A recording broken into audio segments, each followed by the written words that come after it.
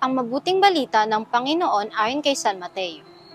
Noong panahong iyon, sinabi ni Jesus, "Pinasasalamatan kita, Ama, Panginoon ng langit at lupa, sapagkat inilihim mo ang mga bagay na ito sa marurunong at matatalino at inihiyag sa mga may kaloobang tulad ng sa bata. Oo, Ama, sapagkat gayon ang ikinalulugod mo.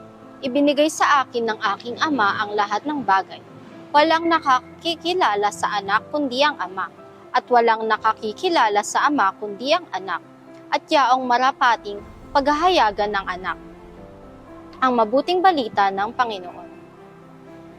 Ayon sa Ebanghelyo ni San Mateo, tayo ay hinihikayat ng ating Panginoong Hesus na tayo ay magtiwala sa Kanya, sapagkat Siya ay lubhang mahabagin at maawain sa mga taong dumaranas ng matinding pagsubok at problema sa buhay.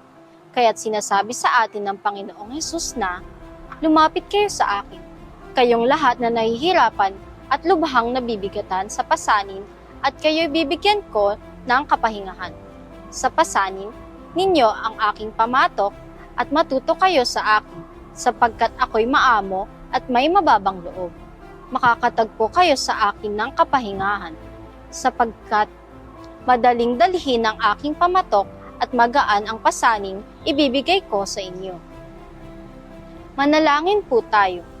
Panginoong Hesus, maraming salamat po sa iyong presensya at pagmamahal mo sa amin, lalo na sa panahon ng aming mga pagsubok at problema sa buhay. Hindi mo kami kailanman iniwan na nagdurusa.